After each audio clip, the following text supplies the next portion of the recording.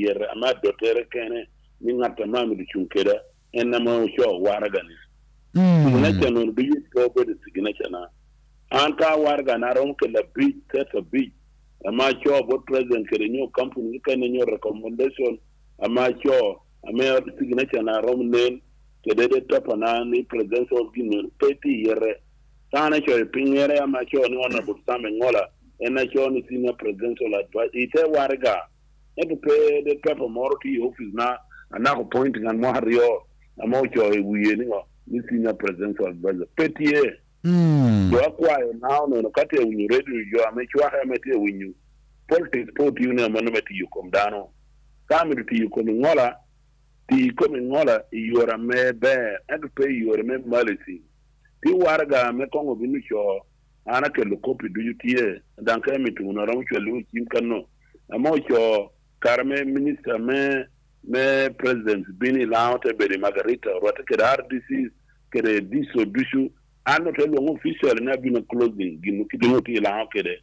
ed karana tu adeno ni jo ama chunkera ti meeting cha ana te kwa minister ni mat ti mabe pe interest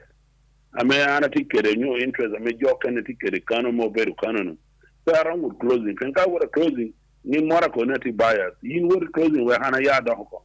yung ni sabira kiel en redu wo kiel no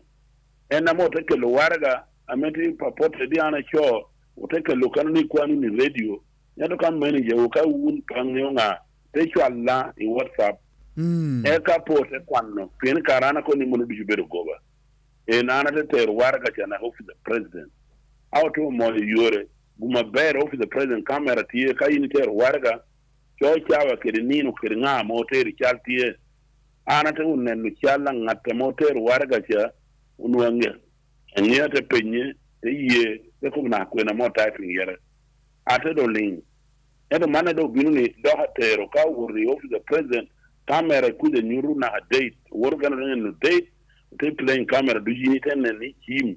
nyoy kom camera ite ye ni ngate no tero so ana ko yore cheke pe balle chawa yoni an pa cho warga dan pa binu cho ku di warga pa moyo ena mitubeda witong na tekna mere ene chung aka ne ne ti cha tekna ke mitata ta e chung ka mitche MP e chung edo pe bang ni ngola so honorable Sam iko ni me a chelcha ibini ngi ona hanga totero angyo na ngato na chaler ti dang dan na pe te ye to na ko banga to me ne te manu ngano antono ko be radio ni kelo wo eta na ngyo manda na ngyo na haidi na yini neno kai neno ukerna haidi na pora na na mi ngati pora photocopy karine na gel be na ti Uganda ID man law eta me of the president pora yabu ni more pora mi then down no T of the president and down no wor kwanyo ID na enteketu no amen kudi nyego no pa kwanyo yes a wor bale we am pani no so yini tamani dano ni ame kwanyo ID ni officer president ni yene yini tikere ko dai ko ya engirte to yutichere ende to yutichere me metro tamane no politics yore me balisi ngola nyo balnya ni ko bukuri kopeno petiu o pedero en me boru qui o pedero en mo loke gi yorbe nelo kati moyo gini by force nyo ba yorme bala nyinga wuti yorme dagodano o banda yini bera kristayo o banda neno gino ne tepete milioni yes politics for tuna man meti yukomdano bala nyindano ule na ni pora tuni laanjo nge laanjo constraints ora do la do ka do ra yo gi no ko pe ko pa wonyasi akwero ka no tekna na te ko gini wanu beru mo pe ngatu ye ngatu pe don ye enu mi na ni apo bi no kan no bisu yo bodo ku na me chen wan po bodo ku yo o yele kanu yo wor ko tangolo kanoro yo do jajoro jaje mo kwana riegi ina ron lo kari taking o joni kari ministers na tino round lo ki judge kari president peti mere penchik miti judge and deciding kene so one year eto kita ko kene this time anatero techi ana do Friday ki kenno ti liel ke do ti nyom ameno kati era Monday ayro wo puyo ginni kadi Friday honorable Sam Monday jini wo do puyo e udo to nga no ana tero waraga police Kampala ate wo the office of president ate complaining ginter mo yore munu yore police ya man ti ko na pola ti intelligent ti police kaningo ti ana janga tabedo mbuya ana wo jinjaro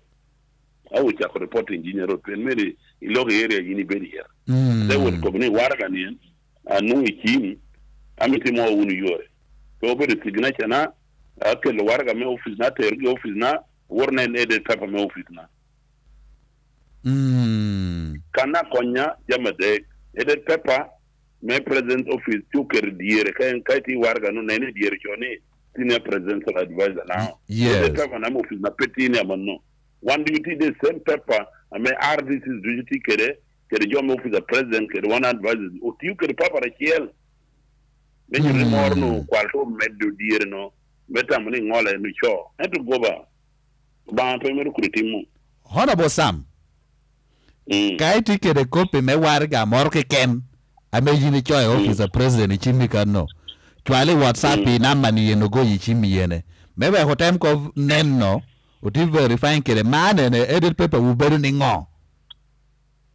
okay yes kaiti kere twale WhatsApp na mame ana goni yene ana nenno eka atiporo kere na me wano tikere ni dang okay nama yini WhatsApp nama kuma na go yekere chimi ti WhatsApp okay twala hai ana tabu twala yoro sana okay loka tikere line lokenene so copy do me giki honorable Sam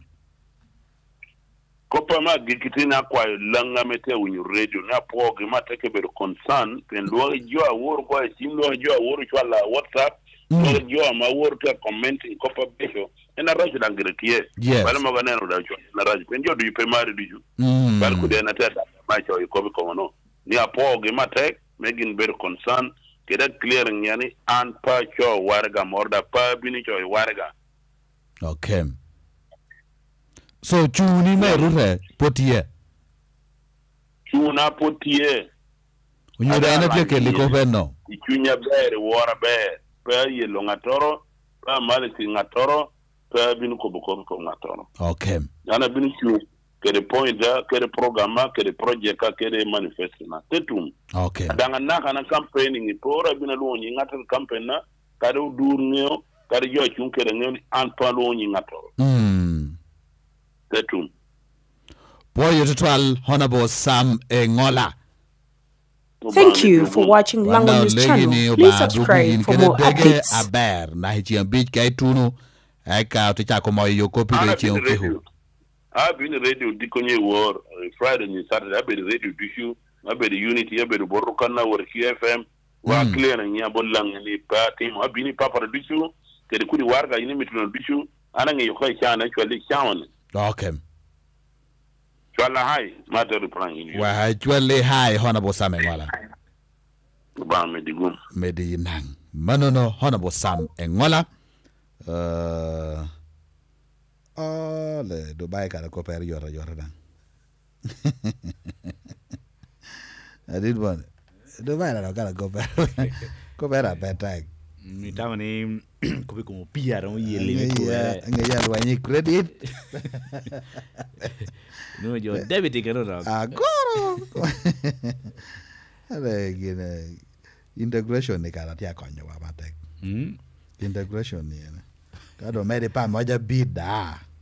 Muro ti ronga bel because ti como teacher ron lo ko ti ron samona ti como teacher. Ti teacher ron we will check. God will go aloba alog State House. Ko woke ni after 20 minutes we ko we utibina no kireme kubere kede 20 minutes ayan mo kwa cha lako ramoko. Thank you for watching Lango News channel. Please subscribe for more updates.